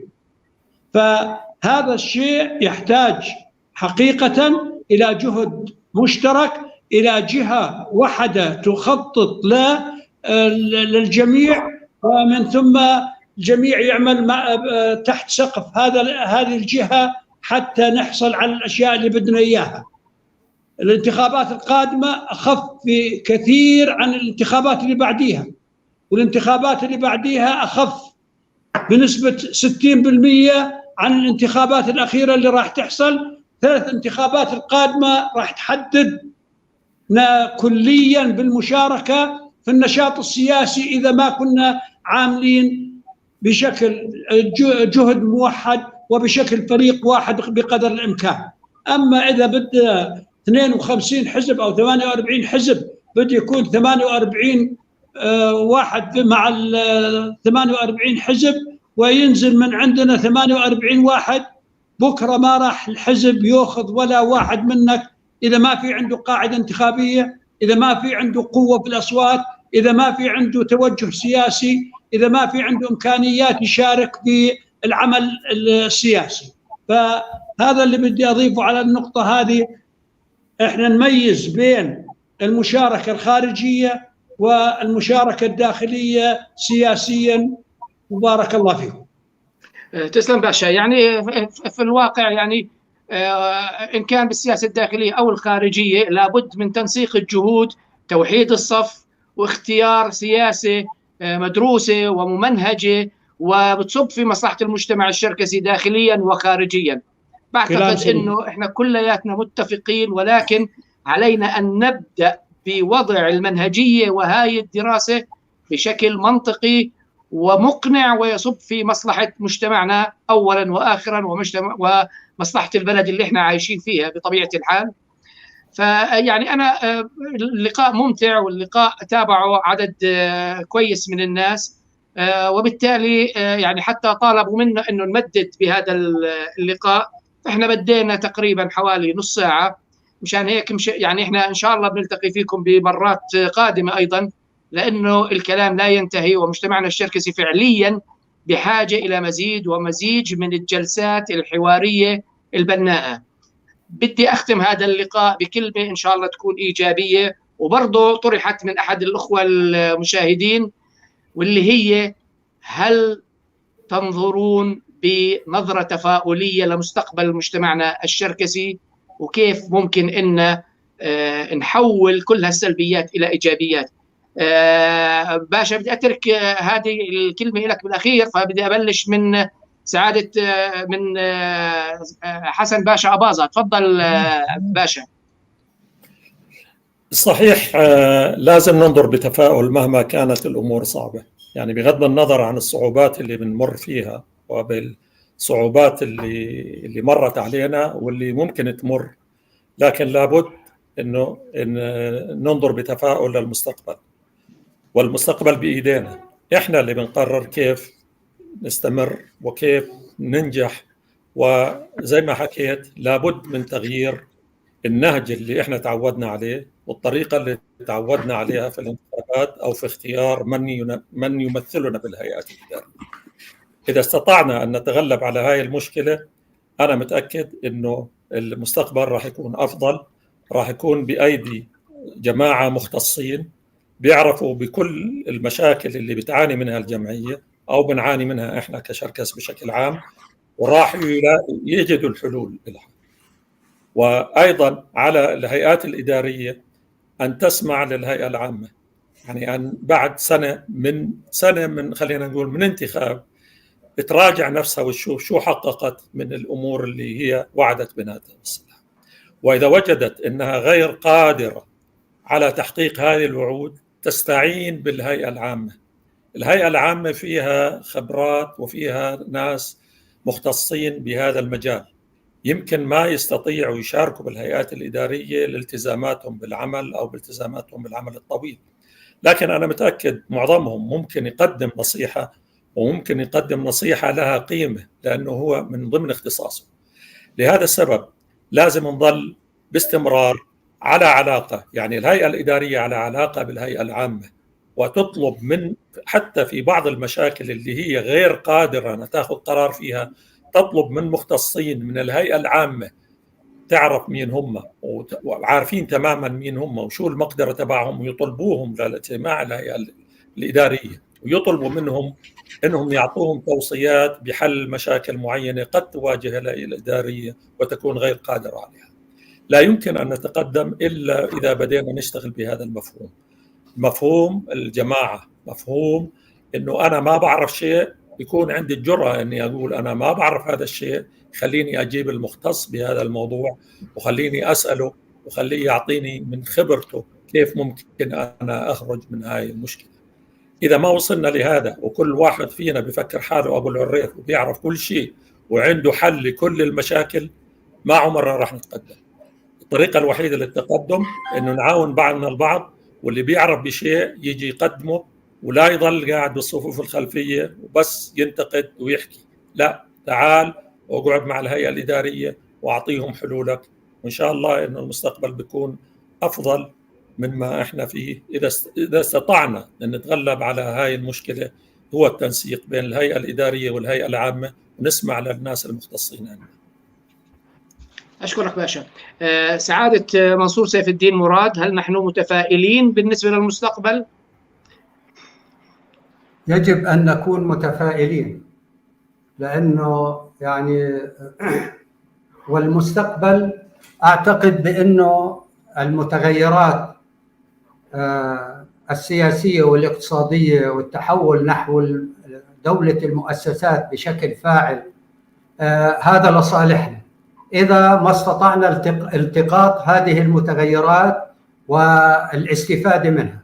أنا اسمح لي أوجه نداء إلى كل أخوتنا وأهلنا شراكسة الأردن، نداء إلى أصحاب الشباب والشخصيات والرموز وممثلين مؤسسات اللي لهم قدرة في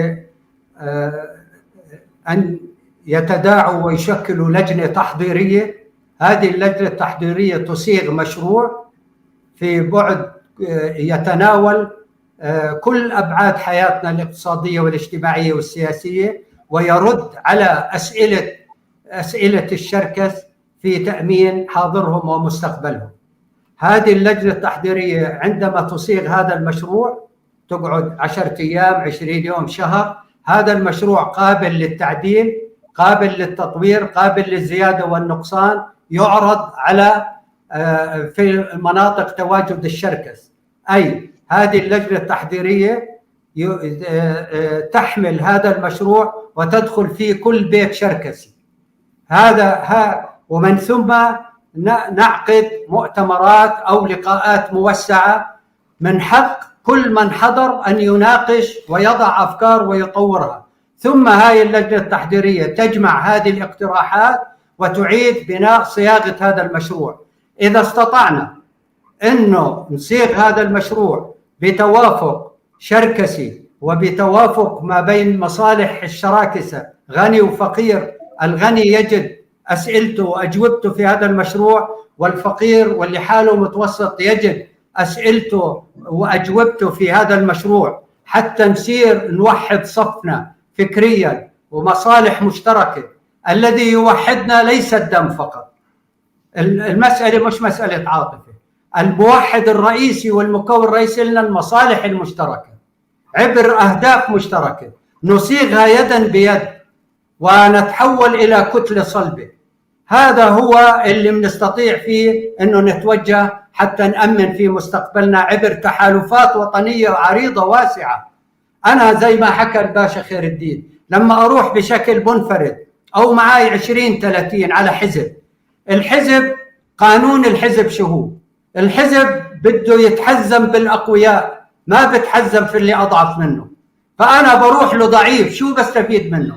خليني أروح له قوي معاي مشروع ورؤية. ومن يتوافق ويتقاطع مع الرؤية التي تخدم المصالح الشركسية حاليا ومستقبليا وإلى الأبد هو اللي بتحالف معاه، وهيك بضل أنا بالسلطة وبضل في صنع القرار وبحمي كل أبنائي.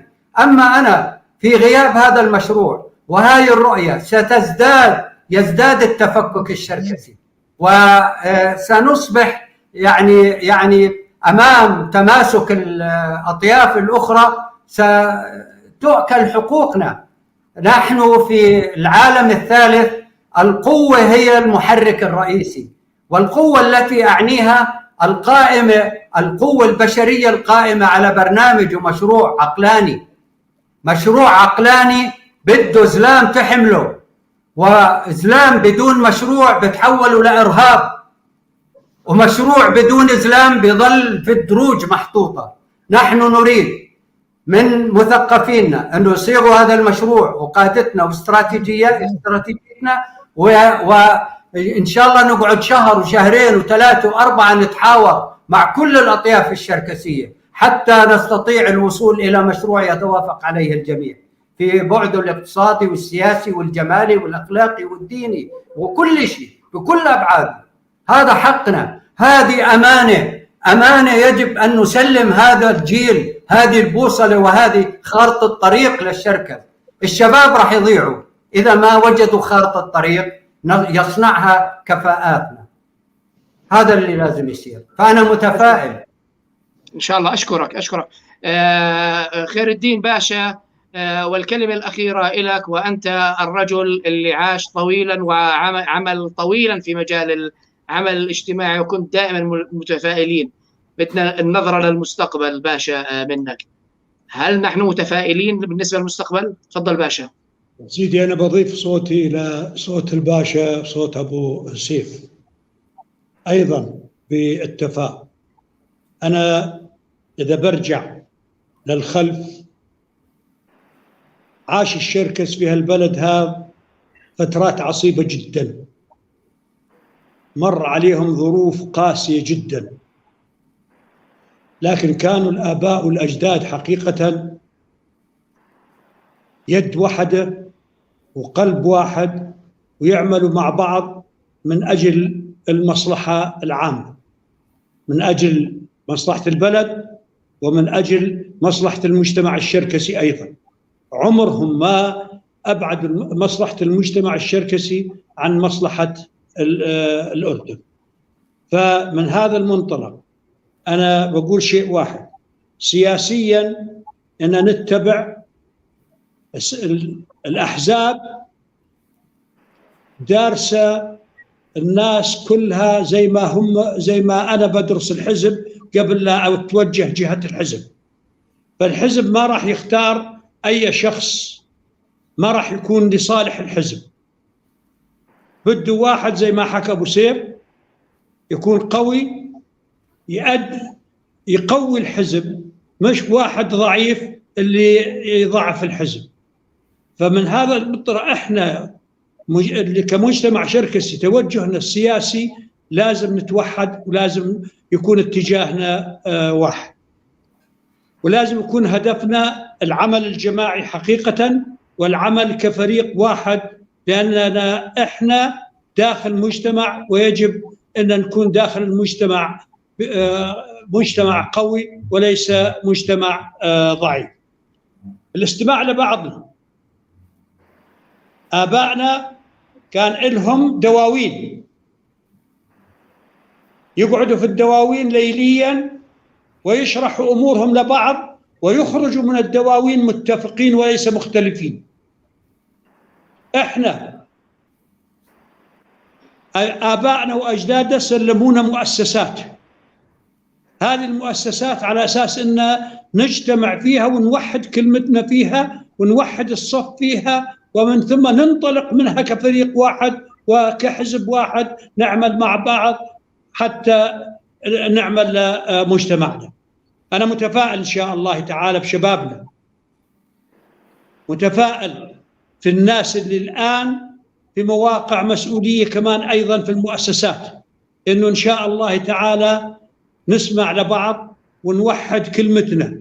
إحنا إذا وحدنا كلمتنا سنجد الصف الثاني خلفنا أيضا صف يدعمنا ويوقف معنا، ومن خلال وقفتنا كلنا مع بعض إن شاء الله تعالى راح نحقق الشيء بطريقة أسهل من اللي حققوا فيه آبائنا وأجدادنا، لأنه الأمور اللي في إيدينا الآن أفضل بكثير من الأمور اللي كانت في إيدين آبائنا وأجدادنا، اقتصاديا واجتماعيا وثقافيا وسياسيا وبكل الأمور اللي ممكن أن نتحدث فيها. فربنا سبحانه وتعالى يوفق. وأنا بتشكر الدكتور حقيقة على هذا اللقاء الطيب، وبتشكر نارت والعاملين على نارت اللي بيسمعوا أصواتنا إلى جميع أنحاء العالم. بارك الله فيكم وجزاكم الله خير، وربنا يوفقنا إن شاء الله تعالى لما في صالح بلدنا ومجتمعنا. وشكرا جزيلا. شكرا جزيلا، شكرا جزيلا ضيوفنا الكرام. أعزائنا المشاهدين، في نهاية هذا اللقاء لا يسعني إلا أن أتقدم بالشكر إلى سعادة خير الدين باشا هاكوز رئيس المجلس العشائري الشركسي الأردني، وسعادة الأستاذ حسن أباظة رئيس ديوان أباظة، وسعادة منصور سيف الدين مراد رئيس الهيئة الشبابية الأردنية الشركسية. شكرا جزيلا لحضوركم معنا في هذا اللقاء الممتع والمهم، وإن شاء الله بنلتقي معكم، لأنه هذا اللقاء عبارة عن إضاءات فقط على بعض القضايا اللي بتهمنا، وأنتم الخبراء وأنتم أشخاص لديكم مكانتكم في مجتمعنا الشركسي. إن شاء الله بنواصل اللقاء معكم. توصياتكم ونصائحكم مهمة بالنسبة للمجتمع ولأجيالنا القادمة. أعزائنا المشاهدين، إلى أن نلتقي معكم في الحلقة القادمة يوم الثلاثاء القادم، والحلقة القادمة ستكون لها علاقة بمجموعة الأسرة. مجموعة الأسرة بالفترة الأخيرة انحكى حولها كثير من الكلام، وطرحنا موضوع أنه بده يصير في ورشة عمل في حوالي 100 شخص راح يشاركوا في هذا اللقاء. المنظمين لهذه الأسرة شو اللي عم بيعملوا، شو يعني الاستراتيجية، أو شو يعني خارطة الطريق، شو يعني التوصيات اللي ممكن تنتج من هذه ورشة العمل.